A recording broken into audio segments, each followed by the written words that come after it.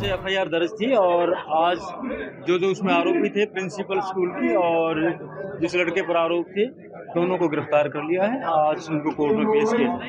उल्टा लटकाने का मामला सब क्यों है कि क्या कारण था? देखिए, जो जानकारी है उसके अनुसार बच्चे ने कोई शरारत की होगी तो प्रिंसिपल ने उस जो ड्राइवर आरोपी है उसको कह दिया कि इसको समझा दो, तो उसने समझाने की बजाय उसका गलत मतलब निकाला और उस बच्चे को उल्टा लटका दिया। तो खुद ही वीडियो बनाई और बाद में उसे खुद ही वायरल की है। तो जैसे कि आपको पता है एफआईआर इसमें हमने दर्ज कर ली थी तुरंत जैसे ही हमारे पास सूचना आई थी और उसके बाद दोनों आरोपियों को इसमें गिरफ्तार कर लिया। जे एक्ट का मारपीट का और धमकी देने का और अनावश्यक रूप से रोके जाने का। सर, बच्चे अभी भी सहमे हुए हैं तो काउंसलिंग करवाई जाएगी? हाँ बिल्कुल, ये एक प्रक्रिया है जे एक्ट के अंतर्गत, उसमें काउंसलिंग बच्चे की करवाई जा रही है। ठीक है सर। विभाग क्या कार्रवाई करेगा, क्या मेरे संज्ञान में ये मामला आया है। शिक्षा विभाग ने तुरंत उस पर कार्रवाई की है, नोटिस भेज के स्कूल को बंद भी कर दिया है। स्कूल की प्रिंसिपल को, ड्राइवर को मुकदमा दर्ज करके उनको गिरफ्तार भी कर लिया गया। मगर मैं ये कहना चाहता हूँ कि कोई भी स्कूल बच्चों के साथ इस तरह का अमानवीय व्यवहार नहीं कर सकता।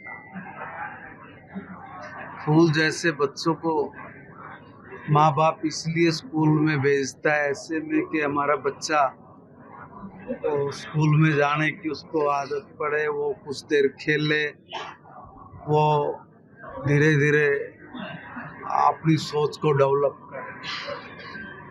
मगर इस तरह की जलालत कि बच्चे को उल्टा लटका दें, उसको इतनी बुरी तरह से मारना, ये कहीं की इंसानियत नहीं है। ऐसे लोगों के खिलाफ कठोर सजा, कठोर उनको सजा मिलनी चाहिए और विभाग का जो पक्ष बनता था हमने उसमें बिना विलंब किए उस पर तुरंत एक्शन लिया है।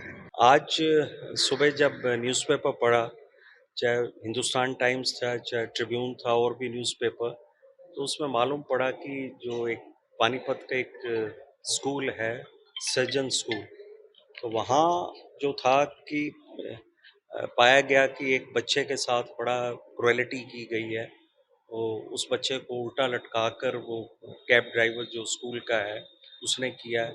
और इसमें ये भी थोड़ा पता चला कि जो टीचर हैं उस स्कूल के, वो बच्चों को कॉर्पोरल पनिशमेंट काफ़ी करते हैं। और ये चीज़ें जो हैं, ये हमारे जो बेसिक ह्यूमन राइट्स हैं, जो अच्छा एक लर्निंग एनवायरनमेंट होना चाहिए जो स्कूल्स में, उसके बिल्कुल वो कॉन्ट्रेरी हैं।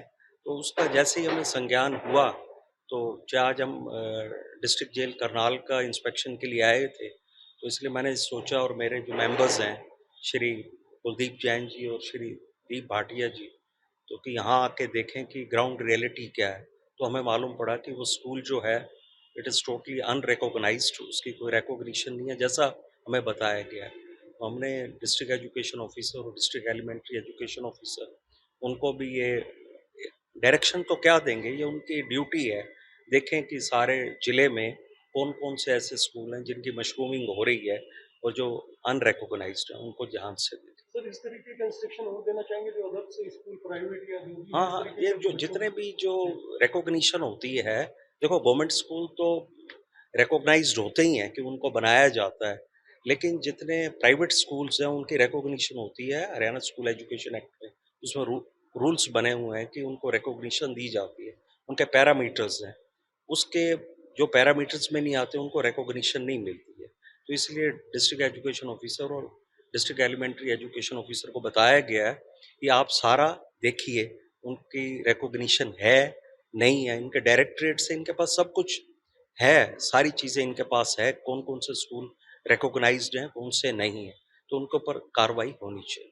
आने वाले समय में इस मामले में कुछ कार्रवाई ये कार्रवाई का तो देखो वो तो कानून अपनी law will take its own course, उसमें तो हमारा कोई काम नहीं। ये देखने वाली है कि ह्यूमन राइट्स की कैसे वायलेशन हो रही है, उसके लिए हम ज़रूर ध्यान रखें।